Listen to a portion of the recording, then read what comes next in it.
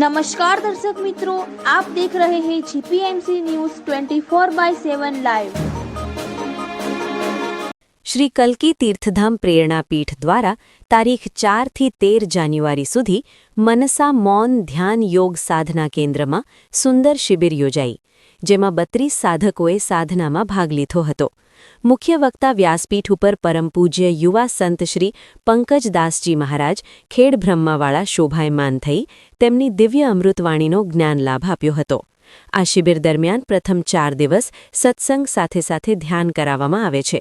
પછીના દિવસોમાં સંપૂર્ણ ધ્યાન જ કરાવવામાં આવે છે, જેમાં પ્રથમ 4 દિવસ શ્રી પંકજદાસજીના સત્સંગમાં સદ્ગુરુ શ્રી હંસ તેજજી મહારાજ લિખિત શતગ્રંથો જેવા કે અમૃતવાણી, મન ચિંતામણી, યોગવાણી, વારીયજ્ઞ, શિક્ષાપત્રી વગેરેનું ખૂબ જ સાદી સરળ ભાષામાં અર્થ સહિત સમજાવ્યું હતું અને શિક્ષાપત્રીનું જેમ બને તેમ વાંચન કરી આચરણમાં મૂકવા વિનંતી કરી હતી અને આપણા સદ્ગુરુના ગ્રંથો વાંચવા ઉપર ભાર મૂક્યો હતો અને કચ્છ સૌરાષ્ટ્રના દેશભરના સંતો ભક્તોના જીવનચરિત્રો ભજન દુહા સાથે વર્ણન કરી સાધકોને ભાવ વિભોર કરી દીધા હતા. મનને કઈ રીતે વશ કરી ધ્યાન ધારણ સમાધિ સુધી પહોંચાડવું તેની ટેકનિકો બતાવી હતી. સર્વેને જય ગુરુદેવ સાથે અહેવાલ Ishwarbhai Patel, GPMC news 24/7 live.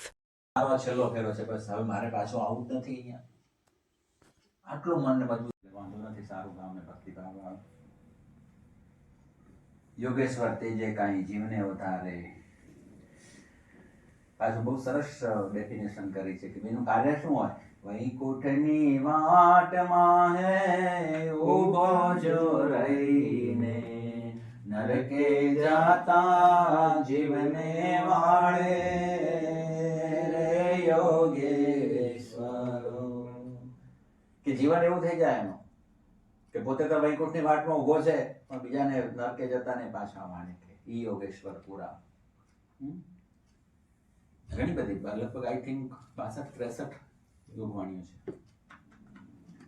નાથ તમારા ને ચેલાય મારા જન્મો જન્મ નાય જોગી રે યોગેશ્વરો હે ગોર નરણી આશા. અદ્ભુત સાહિત્ય છે, વાંચો ભગવાન. ભલે રાગ ના આવડે તો કઈ નહીં, એમને વાંચો, એનું જ્ઞાન લેજો માહિતી. એમાં નિર્દેશ કર્યો છે. પ્રાણ સરજી સ્વામીએ પિંડની પાવ્યાને પ્રાણ તાણિયા છે કાયા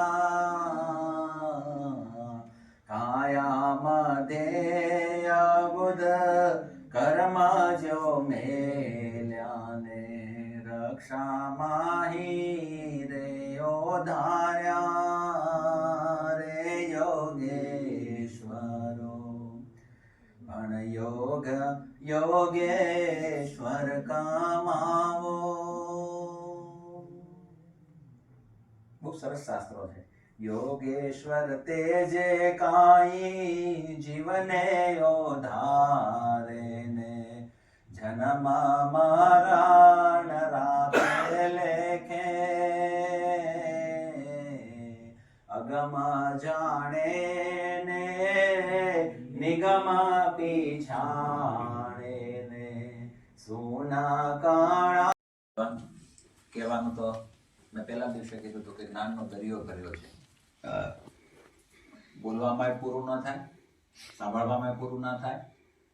ઋષિમુનિઓ અને વેદોમાં અને ઉપનિષદોમાં લખતા થાકી ગયા કે નેતિ હજી આ પર્યાપ્ત નથી. 18 પુરાણ રચાણા, શાસ્ત્રો વેદ દર્શન રચાણા, 4 વેદ રચાયા, એના ઉપર વેદાંત આયા, ઉપનિષદો આયા, તો હજી પૂરા બ્રહ્મની વ્યાખ્યા લખી શક્યા. નેતિ શબ્દ વાપર્યો છે કે ના એતિ, હજી આ પર્યાપ્ત નથી. અમને આટલી ખબર પડી છે અને અમારી બુદ્ધિ આટલે સુધી પહોંચે છે. એવા બ્રહ્મને પકડવાના છે ને એવા બ્રહ્મના આપણે બધા અંશ જ છીએ અને બ્રહ્મ જ છીએ. ગુરુ મહારાજની કૃપાથી મેં કહ્યું એમ કે અમારી આછી પાતળી સમજણ, આપણે જગતગુરુના આશીર્વાદ ને અમારા ગુરુ મહારાજના આશીર્વાદથી આ વ્યાસપીઠ ઉપરથી જે કંઈ નીકળ્યું, અમે તે ખાલી પાઇપલાઇનનું કામ કર્યું. ગાર્ડનમાં પાણી પીવડાવતા હોઈએ ને એટલે પાઇપલાઇન દેખાય કે પાણીમાં પાઇપલાઇન આ પાઇપમાંથી આવે છે એમ, પણ પાણી નથી આવતું. દેખાય પાઇપ પણ ટાંકા બે ભરેલા છે આપણા. 550 વર્ષ પહેલા સદગુરુ આપણા હંસદેવજી મહારાજ ભરી ગયા, એવો ઢોલ વગાડી ગયા સિંધુડો. ભગવાન બીજી કઈ સમજણ પડે ન પડે, મારા શ્રી પાસે ઘણું જ્ઞાન છે, બધા પાસે છે જ્ઞાન, બધાની મૌલિકતા અલગ અલગ હોય, કહેવાની સિસ્ટમ અલગ અલગ હોય, રૂપક અલગ આવે, દ્રષ્ટાંત અલગ આવે, બધા પાસે જ્ઞાન એટલું છે. પણ આપણા શાસ્ત્રોની અંદર જે હાથવગું આપણા પાસે દરબાયેલું પડ્યું છે ને ભગવાનના છેલ્લે દિવસે આપને કહું છું, એમાં થોડીક નજર નાખજો. ભલે બીજા બધા શાસ્ત્રો વાંચો ના નથી, પણ પેલું ઘરના ભાણામાં પડ્યું છે એ તો જુઓ. અને એમાં પછી સમજણ ના પડે તો પેન્સિલથી ટીક કરો અને પૂછો કેટલા સંતો આપણા સંતો કને ન કદી એપોઇન્ટમેન્ટ લેવી પડે. તમે વિચાર કરો કેટલી સહજતાથી પ્રાપ્ત થાય.